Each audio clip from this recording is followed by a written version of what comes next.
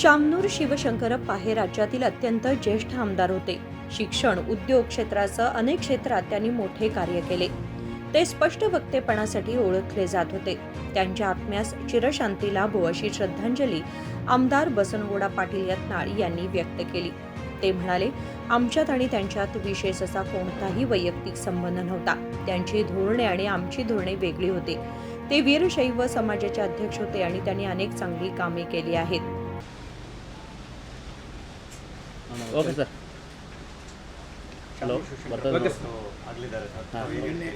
ನಿನ್ನೆ ರಾತ್ರಿ ನಮ್ಮ ರಾಜ್ಯದ ಅತ್ಯಂತ ಹಿರಿಯ ಶಾಸಕರು ಹಾಗೂ ದಾವಣಗೆರೆ ಜಿಲ್ಲೆಯಲ್ಲಿ ಕೈಗಾರಿಕೆ ಸಹಕಾರ ಶಿಕ್ಷಣ ಕ್ಷೇತ್ರದಲ್ಲಿ ಭಾಳ ಅಭೂತಪೂರ್ವವಾದಂಥ ಕೆಲಸ ಮಾಡಿರುವಂಥ ಕರ್ನಾಟಕ ವೀರಶೈವ ಮಹಾಸಭೆಯ ಅಧ್ಯಕ್ಷರಾಗಿ ಸುದೀರ್ಘವಾಗಿ ತಮ್ಮ ರಾಜಕೀಯ ಜೀವನದಲ್ಲಿ ನೇರ ನುಡಿಗೆ ಖ್ಯಾತಿಯಾಗಿರುವಂಥ ಶಾಮನೂರು ಶಿವಶಂಕರಪ್ಪನವರು ನಿಧನರಾಗಿದ್ದಾರೆ.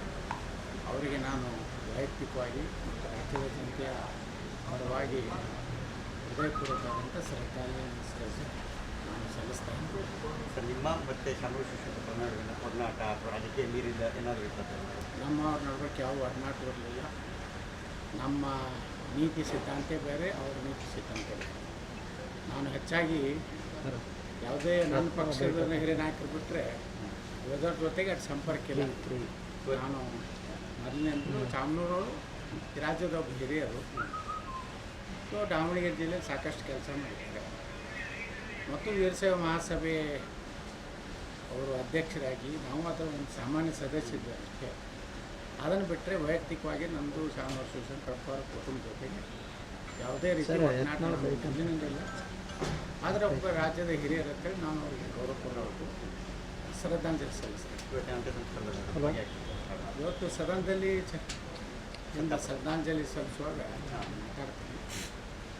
ಅವ್ರ ಬಗ್ಗೆ ಏನು ದಾವಣಗೆರೆಯಲ್ಲೂ ಒಳ್ಳೆಯ ಕೆಲಸ ಮಾಡಿದ್ದಾರೆ. ಅನೇಕ ವೈದ್ಯಕೀಯ ಶಾಲೆಗಳು, ಶಿಕ್ಷಣ ಕ್ಷೇತ್ರ, ಸಹಕಾರಿ ಕ್ಷೇತ್ರದಲ್ಲಿ ಶ್ರದ್ಧಾಂಜಲಿ ಸಲ್ಲಿಸುವಂಥ ಕಾರ್ಯಕ್ರಮದಲ್ಲಿ ಭಾಗವಹಿಸ್ತಾರೆ. Okay, thank you sir. Thank you. त्यांच्या आत्म्यास शांती लाभो अशी मी प्रार्थना करतो, असेही त्यांनी सांगितले. विनोद कोलकार, KMM मराठी, बेळगाव.